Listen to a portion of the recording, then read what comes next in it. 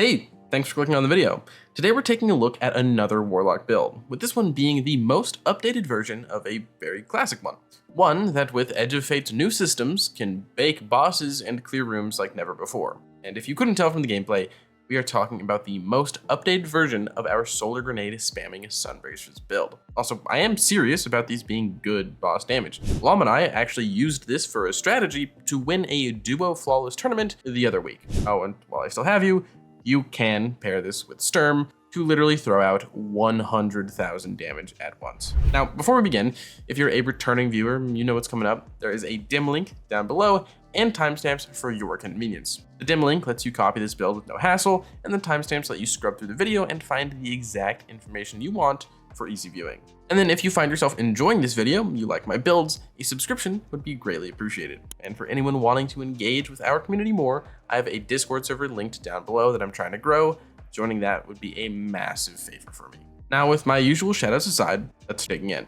And our first topic is going to be what I've already mentioned, our exotic armor piece, which is sunbracers. This exotic perk reads, increases the duration of solar grenades. Solar melee kills grant unlimited solar grenade energy for a brief time. So looking at this in game, any old heads probably already know it very well. The first thing to check is that base duration increase. A regular solar grenade with no modifications will burn for 4 seconds, as we can see here, and the damage one grenade does is about 1400, as shown in the firing range, including a bit of scorch damage. When sunbracers are equipped, our duration is increased to 6 seconds, which should mean we deal about 50% more damage, and that is true, as our new total damage value is just around 2000. So, in a sense, the duration increase is a massive damage boost. But now looking at the rest of this exotic, when we get a powered melee kill, we will get the sunbracers ready buff to appear on our screen.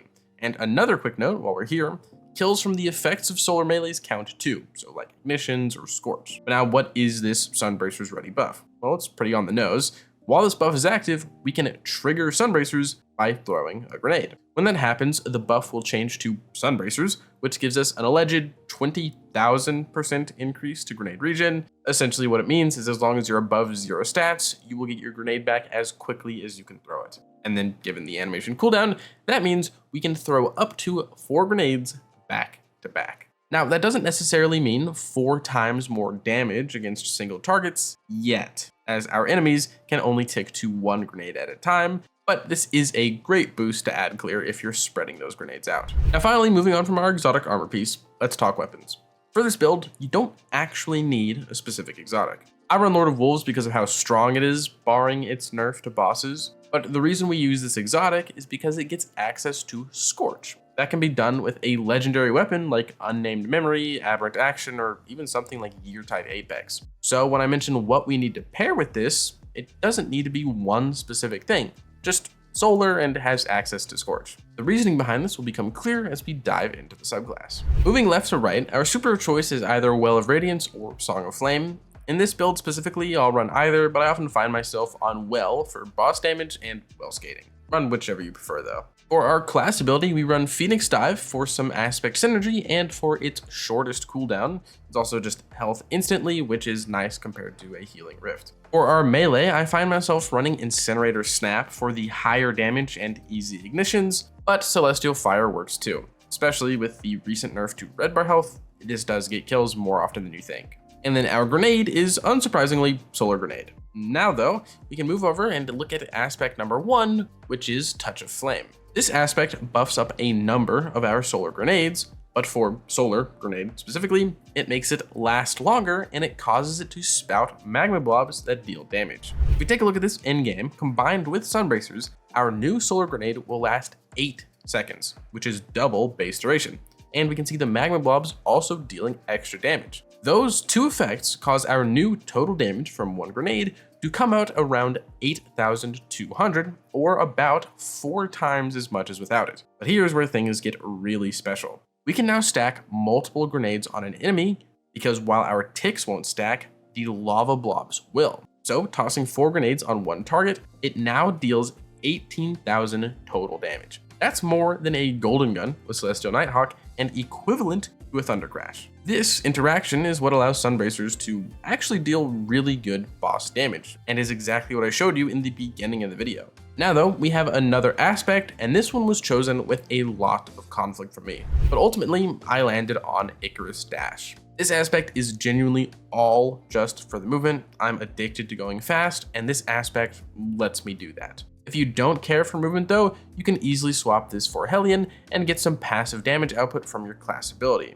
Also, while on the topic of things you can swap out, I know a lot of people like Heat Rises here, and that is a great aspect, but for this build, it falls off if there isn't 1 trillion ads, and it's even worse in fireteam activities, so I tend not to use it. Now, given that we're not using Heat Rises, we need a way to survive, which takes us to our fragments. There are 3 that are necessary to upping our survival. First is Ember of Searing. This fragment will refund melee energy on scorched enemy kills, which should be like every enemy you see. And then it'll spawn a fire sprite too. So like here, we spawn one when we use the snap that we use to trigger sunbracers. But the reasoning for making these comes with our next fragment, which is Ember of Mercy, which says that resurrecting guardians and picking up fire sprites gives us restoration.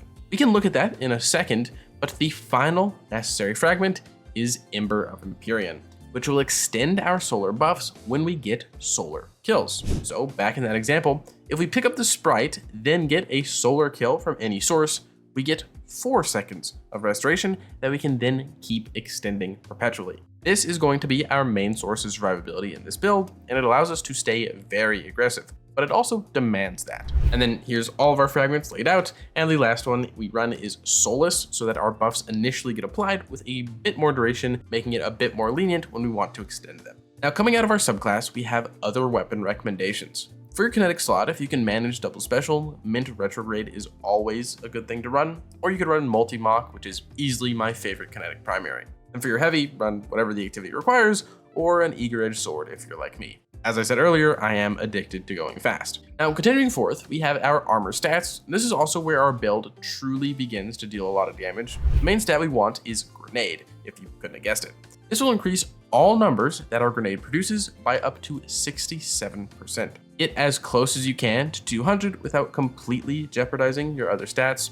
If you are using this to do damage, remember that loadout swapping and font mods do exist. Other than grenade stat, you want to have some class and melee, ensuring that their cooldowns are up when you need them. Then you have super, which should be relatively high, and then weapons and health, which are also useful stats to have, but are not the focal point of this build. Now though, looking at what Sunbracers spam looks like with 200 grenade stat, our total damage from 1 Sunbracers proc equals 30,000. This means, while not instant, 1 single Sunbracers proc will deal equivalent damage to that of a little less than 2 Curus T crashes. Also, while on the topic of armor, this is where I should mention armor sets and bonuses, with the best set here being the Solstice set, where it'll heal us when we get solar multi-kills while we have 4 pieces equipped. Now though, moving on, we have our armor mods. On the helmet, we have double special finder and a siphon to make orbs from our weapons. On the arms, we run a firepower to get orbs from grenades,